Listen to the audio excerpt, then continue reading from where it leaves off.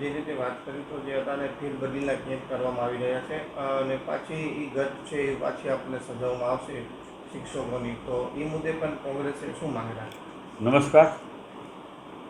આપણા કચ્છ જિલ્લામાં વર્ષોથી શિક્ષકોની ઘટ છે. વારંવાર અમે રજૂઆતો કરી છે.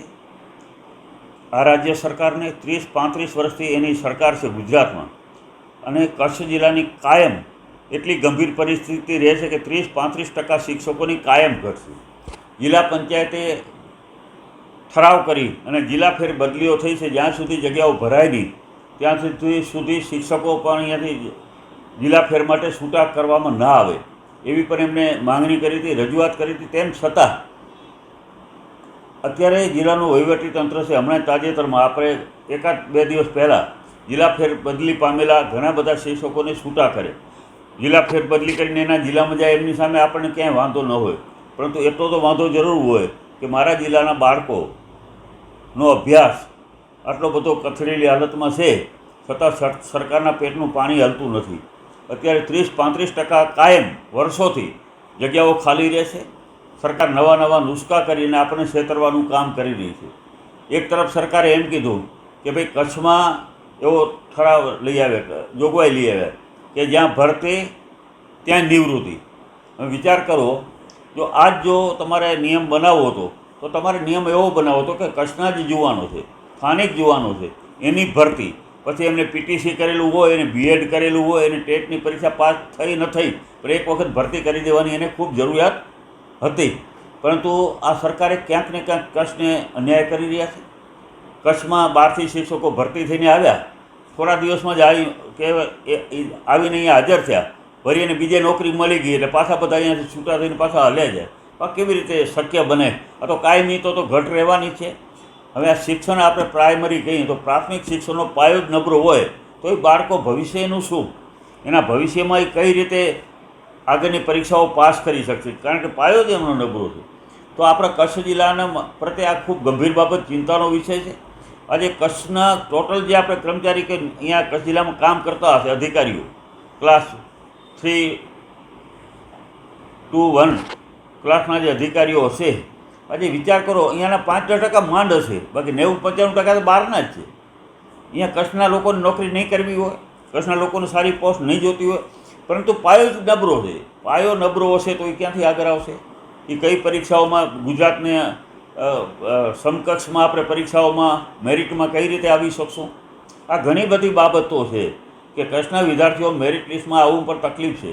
ત્યારે જો સરકારે ખરેખર કચ્છની ચિંતા કરવી હોય, કારણ કે આપણા કચ્છ જિલ્લાનું આખી ભૌગોલિક પરિસ્થિતિ જોઈએ તો અહીંયા કંઈ જુદા, કારણ કે મોટો વિસ્તાર છે, તે તમારે 400 કિલોમીટરનો એરિયા છે.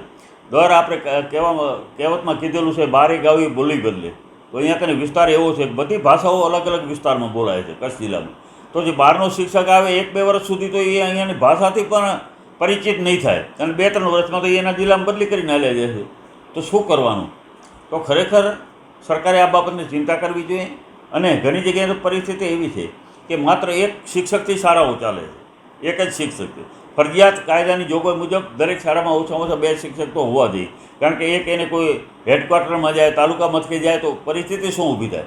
પછી એની બીજી કામગીરી પર આપણે એટલી બધી સરકાર સોંપે છે, એમાં ચૂંટણીની હોય, વસ્તી ગણતરીની હોય કે આવી અનેક કામગીરીઓ છે શિક્ષકોને સોંપવામાં આવે છે. એટલે શિક્ષકનો આપણો કચ્છનો પાયો તો નબળો રહેવાનો છે.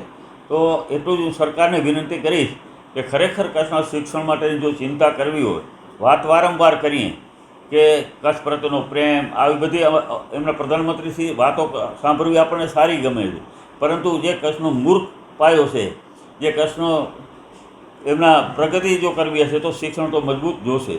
તો મારે એટલું જ કહેવાનું છે આ સરકારને કે બધી વાતો મૂકી અને કચ્છના સ્થાનિક યુવાનો જે છે એને પહેલી પ્રાયોરિટી આપી દો. તમે જેટલી જગ્યાઓ ખાલી રહે એક વાર જાહેર આપી દો, જેટલી જગ્યાઓ ખાલી રહી ગઈ એટલી તો ભરી દો, એની વ્યવસ્થા તો ગોઠવો. એનું કેમ ગોઠવતા નથી?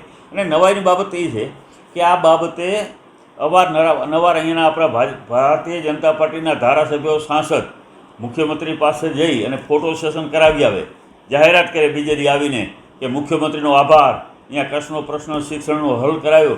શું થયું મને તમે કહો? આટલા ટાઈમ સુધી તમે કર્યું શું? હજી સુધી તમારે આ પરિસ્થિતિ છે. કચ્છમાં સ્થાનિક જે ભાઈ ભરતી ત્યાં નિવૃત્તિ એવી પણ જોગવાઈઓ અહીંયા લઈ આવ્યા તો એનાથી પણ શું ફાયદો થયો? જગ્યાઓ તો ખાલી ને ખાલી રહેશે.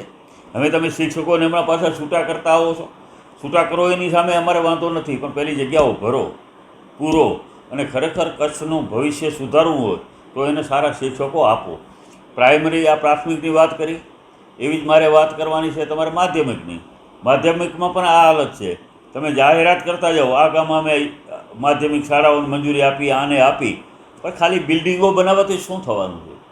બિલ્ડિંગમાં ખાલી મંદિર બનાવીએ અને ભગવાન ત્યાં પૂજારી જ ન હોય તો આપણે કેવી રીતે કોણ કરશે? એવી રીતે તમે ખરેખર મકાનો બનાવો છો માધ્યમિકના, હાઈસ્કૂલ માટેના, પણ ત્યાં પણ આને હાલત છે. હવે બાળકો ત્યાં ભણવા જાય તો શિક્ષકો નથી, એટલે ગામડાવાળા અમે એના બાળકોનું ભવિષ્ય બનાવવા માટે થઈને ન છૂટકે ખાનગી શાળાઓમાં શહેરમાં મૂકવા પડે છે. કારણ કે એનું કોઈ પણ વાલી એના બાળકનું ભવિષ્ય ન બગડે એ તો પહેલું જોવાનું છે. તો હાઈસ્કૂલોમાં પણ આ જ પરિસ્થિતિ છે. અત્યારે હાઈસ્કૂલોમાં ઘણી જગ્યાએ 20 વિદ્યાર્થીઓ 15 વિદ્યાર્થીઓ એ જ હાજર, બાકી બીજે ભણવા લે છે. કારણ કે એ જોવે છે કે અમારે અહીંયાના જો ભણાવશું માધ્યમિકમાં સરકારીમાં તો એનું ભવિષ્ય અંધકારમય છે. તો અમે એ જ વાત કહેવા માંગીએ છીએ કે 2 હાઈસ્કૂલો તમે ઓછી ખોલો, પણ જ્યાં શિક્ષકો છે ત્યાં પૂરેપૂરી સંખ્યા ભરાઈ રહે કાયમી, એના માટેની વ્યવસ્થા કરવા. બાકી આ ખાલી અહીંયા કરીને શું કહેવાય, ટ્રેનિંગ સેન્ટર જેવું થાય છે કે બહારથી શિક્ષકો આવે, 1-2 વર્ષ અહીંયા ટ્રેનિંગ લઈ લે, કાંઈક બરાબર શિક્ષક તરીકે માની લો અહીંયા કરીને એનો અનુભવ થાય ત્યાં સુધી પોતાના જિલ્લામાં બદલીને હાલે જાય. એટલે મારા જિલ્લાનું જે વિદ્યાર્થી છે એ તો એનું તો શિક્ષણ કાચું રહેવાનું છે. તો આ કેટલો ટાઈમ ચાલી શકશે? તો અમે અહીંયાના ચૂંટાયેલા સાંસદશ્રી, ચૂંટાયેલા ધારાસભ્યશ્રીઓને કહેવા માગીએ છીએ, પબ્લિક સમજતી કેમ નથી અમને ખબર નથી પડતી.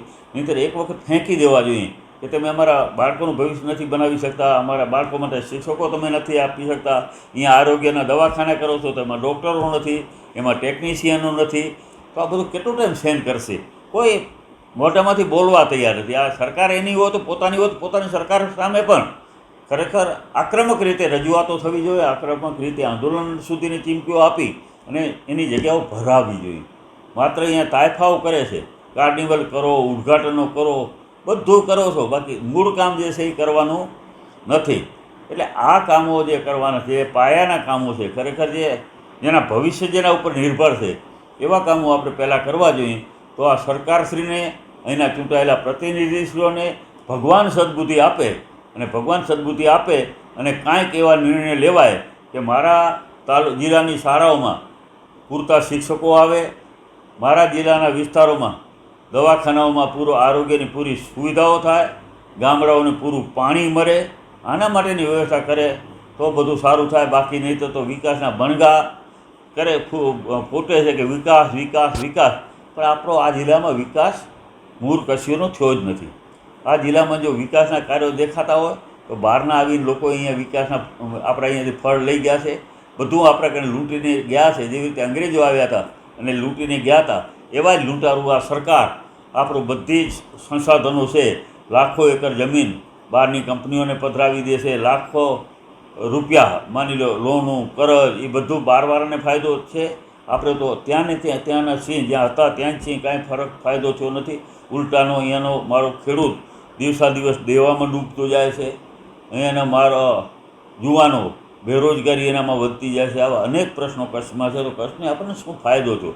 આટલો અહીંયા વિકાસ થયો તો મૂળ કચ્છને શું ફાયદો થયો? આ બસ વાત અમે આજના આપણા માધ્યમથી કહેવા માગીએ છીએ. અને ભગવાન સદબુદ્ધિ આપે આ સરકારને અને કંઈક કચ્છનું કલ્યાણ થાય એવા કાર્યો કરે એવી પ્રાર્થના.